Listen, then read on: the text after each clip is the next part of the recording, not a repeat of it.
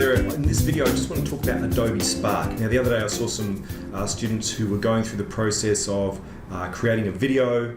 They wanted to add some audio over that video, and they also wanted to add some music to it. They were using Windows Movie Maker to do that, and it was kind of clumsy, and I guess it wasn't the greatest experience for them. So I just wanted to give an alternative to that one, and it's called Adobe Spark. And Adobe Spark does some pretty cool stuff. So let's check this out. What you can do is start with a video, some photo, or some text. So you can choose what it is that you're kind of putting on the canvas there to start with.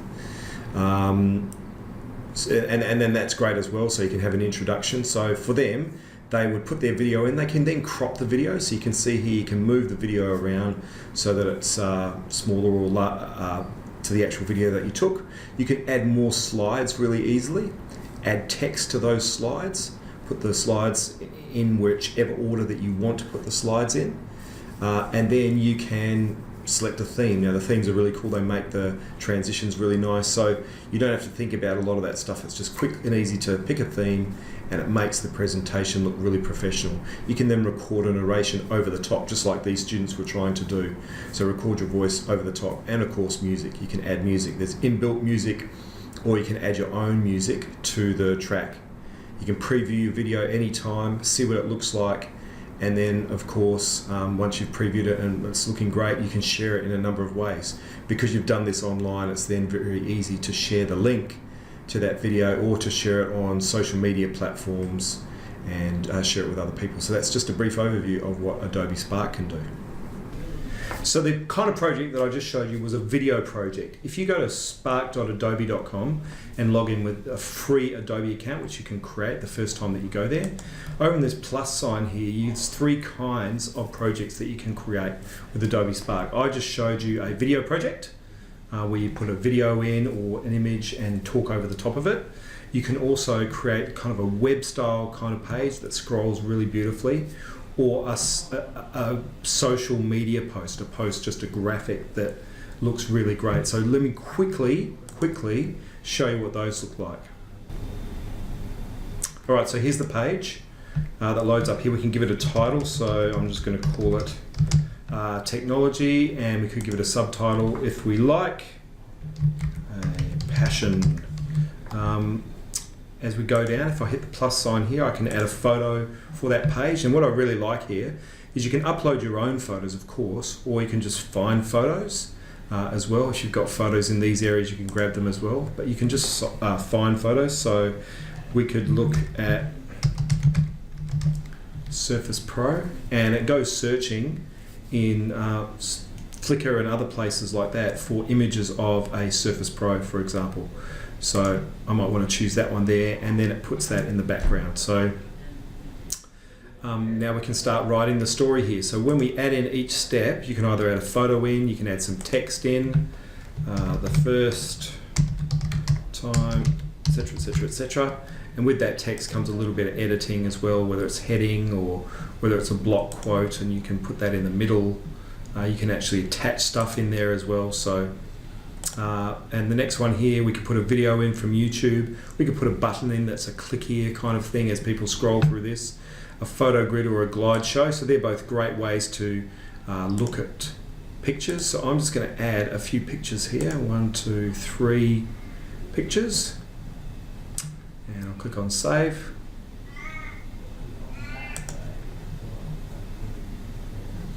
Alright, so now we've got those 3 pictures in as I'm going through on this presentation, okay? And last one I'll add in here is a glide show, which is pretty cool. You might have seen these on different websites before. So again, it's based on images. So if I just choose those 4 images, and again, you can upload your own images in here. It doesn't have to be the ones that's searched for, but it makes it really easy if you do. And let's have a preview now. Let's say save that, and let's preview and see what our page looks like so far. Okay, so I'm just going to scroll through. We've got the text there. We've got our 3 images that I put together there, and here's the glide show. So as you can see, as I scroll, each of the images blends into each other really nicely. So, and it also gives the credit for the images that you've used as well. So this is what the site would look like if you sent it off to somebody. So it's pretty quick and easy. On each one of these images in the glide show, I can add elements.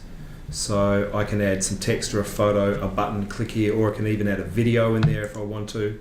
So as we glide through, and I can position where these occur on the page. So let me just put one in there for an example. I'll just put some text in here. Here is some text, and I also want to add a button. So the button here is going to say click here, and I want this to go off to some website. So we'll say Google. Awesome. Put it in the middle and save.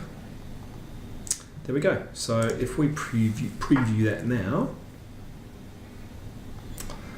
technology, and there's the images, and now we're going through the glide presentation. I forget which image I put on there. It was that third one there. So as we got through there, we've got some text, and we've got this clickable link here that if I click it will head us off to Google. So that's putting together this kind of web page. And again, the great thing about this is you don't have to think about where am I going to download this, what drive am I going to put this on. Easiest thing to do is to just get a link to it, create a link. So in this one here, they need you to create a category. So education, I'm going to turn this off because I don't want this on the website. I can put my author name on there or not. I can include a photo of myself if I want to. I can remove the branding and just click create link. And there's the link. So this is what I need to share this presentation with people now. So that's a lot easier than thinking about downloading the video, right? And then putting it somewhere where people can access it. So if I copy and paste that link in any one of these, or I can even embed it in a website, and give it to somebody when they paste that link into their web browser or click that link, that will then open up. So, think of the possibilities here. You can share this with hundreds of people or thousands of people, your creation now, rather than just being a video file or a website file, whatever it is, sitting somewhere just in the school system. So this is exactly how it would look like when people looked at it online. Okay. The last kind of page or thing that you can create on Adobe Spark is a post.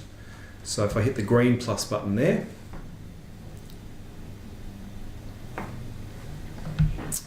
what do I want to say? So let's imagine that this is one of these social media posts that has a profound statement. So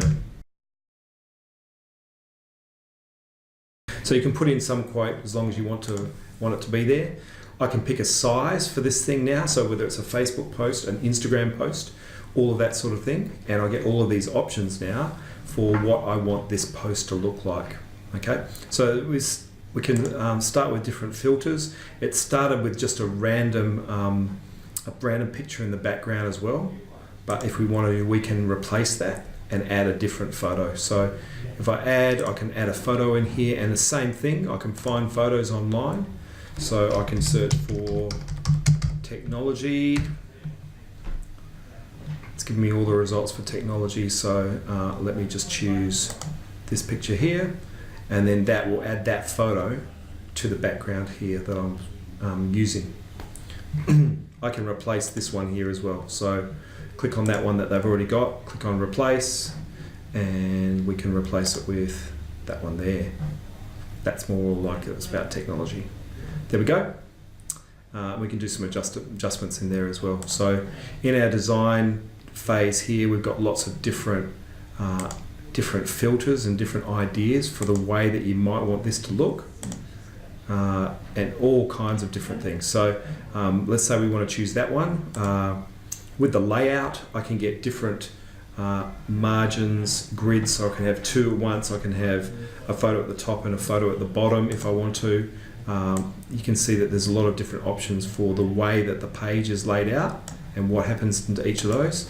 And of course you can resize them as it had at the start, what kind of post you're looking at. So that's really important as well. So if I just click on Instagram, straight away it gives me the right proportions, the exact right proportions I need for this to be an Instagram post, for example.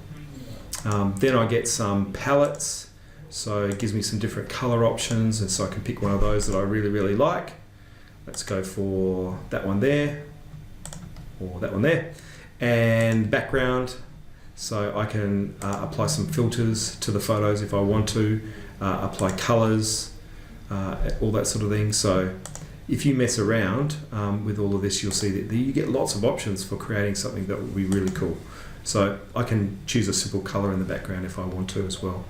And the text, I can have all different style suggestions for the text. So if I just move this wheel around, it gives me different options for what the text might look like. All right, until I choose the one that I really, really like. So go back to the top and it just keeps going around. Okay, so there we go. I might finish on that and think, yeah, that's really looking cool. It's looking exactly how I want it to look. And then again, we click on share and you'll get a really similar menu. Give it a title. We want to pick a category for this. So this is education. I can turn the author on and off. I don't want this to appear on the website, and I'm just going to create a link. And there it is. So this is a link to this graphic here. So if I copy that link, I can then paste it into a web browser. So if you want to share that with someone and say, look at my post, see what you think, they'll just be able to put that into any web browser. They don't need to log in this case. They don't need an account. They'll just be able to see your graphic that you've come up with. And of course, in this case here, if you want to upload it to Instagram or Facebook or anything like that, you want to be able to download it. So I've just hit the download one and it downloads that as an image file.